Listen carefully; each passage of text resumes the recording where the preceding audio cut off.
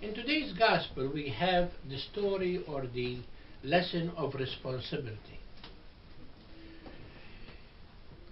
The story that Jesus tells about that man who entrusted his wealth with three people, he finds them that they have different talents. And because of their ability, he gave 5, 2, and 1. He went away, and when he came back, he wants to be, receive an account of what they did. The first and the second, they returned double of what they received.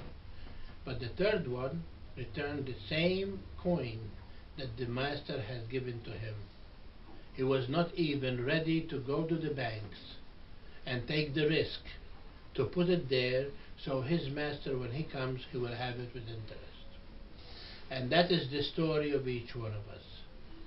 God gave us so much, and he expects from us what he gave us in return, or more. In the first reading today, we find the woman of the scripture, wise. The book of wisdom speak about this wise woman who really is the joy of her husband.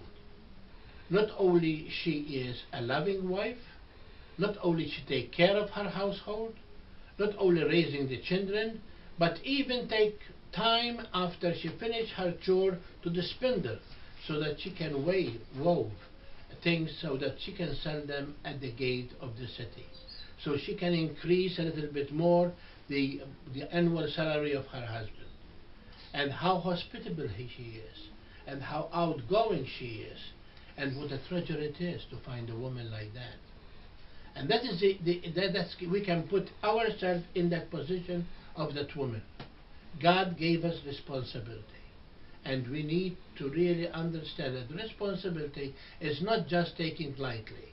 Because sometimes, we are so concerned of not committing mortal sin, which is good, because not to commit mortal sin, you are acknowledge the commandments of God and stay in the line of loving Him. But that is not enough. Remember what we say in the Confiteor. Not only I sin, but what I did not do in my duty that I have to do. So the sin of omission sometimes is bigger than mortal sin.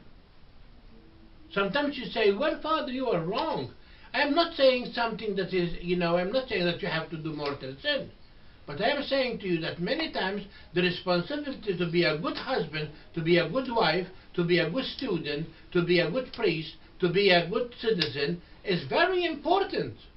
And you need to do those things because God gave you those talents in your hands, not to be put in a safe place or in a hole like the third one did, but to really use them for the common good of others.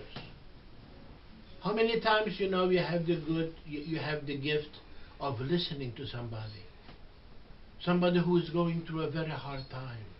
Maybe his marriage or her marriage is going so bad, and sometimes she's saying things to you that really is really painful for her to speak about it. And sometimes you just listen without make no judgment, without making a point of finger to her husband. Just listen. And do you know that listening to somebody who is crying is the most healing? Is the most healing. At least there is somebody who listens to me. He's not opposing me. He's not pointing finger at me. At least they are listening to me. That's a gift from God. Somebody has the gift of bringing reconciliation in the family. We are going to get together for Thanksgiving a week away. And many times you have all these members of your family, children and spouses and so forth. And one of them is saying things that are not really stupid during the course of the dinner. And you pull him aside in another room and say, this is not the time to raise this nonsense.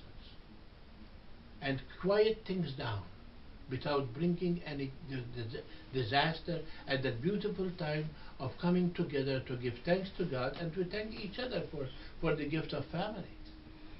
So you understand what I mean? Because some people say, what is my gift? You know what your gifts. You have a lot of gifts. God gave us gifts. God never creates somebody without give him the gift of existence and the gift of coping with situation. And some of us are better than others in different situations. And we need to use them. And why we use them? Because we are building the church of God. Some people say, well, I go to church, I receive the sacraments, I do this, I don't do sin. Well, that is good. But this is not enough. God sent you. He called you to be sent. And sent you to bring the good news to others. What good it is that I go for schooling, and I graduate, and I am a good teacher according to my professor, and that I never teach one day of my life school. Because I say, I don't know how to communicate it to my children. And then, because of this, you walk away from your credit that you have and go and work another job. What a waste of life and waste of money. What good is this for that doctor that they call him, he is hot tub doctor, but he never treats one patient because he is afraid to give the bad medicine, and he will be sued. You have to take the risk, my dear people. You have to take the risk. And the risk is that we need to not do the thing that really is comfortable for us. What we have to go beyond the comfortability. And sometimes that uncomfortability is going to bring us some disaster in our life. But don't worry, because those are the things that we need to do. And we need to do them for two reasons. Number one, because that is the aim that we have as human, is not just we satisfy where we are. We want to go further. And number two is because what we are doing is the gift that God has given me, I am using it for the good of others. What good it is to be a good carpenter, master carpenter. Oh, he is master carpenter. But I never saw a table. I never saw a chair. I never saw anything that he produced. So how can I know that he is good? We are going to show how good we are from the performance we do. And the same thing is with us. We Christians are going to see how good we are, not how many communions we receive, not how many sacraments we receive, not how many Bibles we read, but how much we put the application of the Word of God in our lives as a witness and reach out to others. And that is, Jesus said, go and be fruitful. He didn't say go and sit in a pew in a church. Go and be fruitful. So what God gave you, they gave you the gift of nursing. You know how to deal with the patient.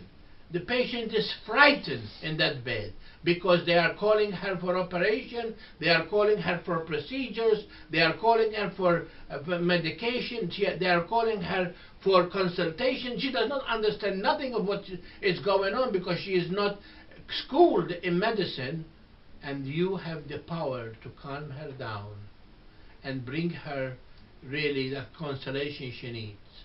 And even when they come out from surgery, that is the most important time that you really bring them back to become themselves again. And that is a great gift. And this is what the Lord is trying to say to us. Because some people say, what is my gift? You know what your gifts are. You know what your strength is and where your weakness is. Your weakness are you're not going to be proud of, but you know what your strong points are. So use them. And that's why St. Paul today remind the people of Thessalonica as he remind you. Why we are doing this? Why we take this responsibility? Because we know that the day of the Lord is coming. And when he comes, without we know the time and the hour, he is going to ask each one of us to give an account of what he has given us. And if we don't have that jar of oil with us, the lamp will go down. The lamp that we have received, the light of Christ in baptism, will go down if we don't pour the oil constantly. And that oil is the merits that we receive through the exercise of the gifts that God has given us, not for me. Because some people say, well, Father, you are a priest, what a nice gift that God gave you. I am not a priest for myself, dear people. I am a priest for you. For me, I am a Christian. I cannot absolve myself, but I need other people to give me the absolution. So what I ask of you, dear people, today is to understand the responsibility that we have, that God has given us much, and much He is asking of us in return. God bless you.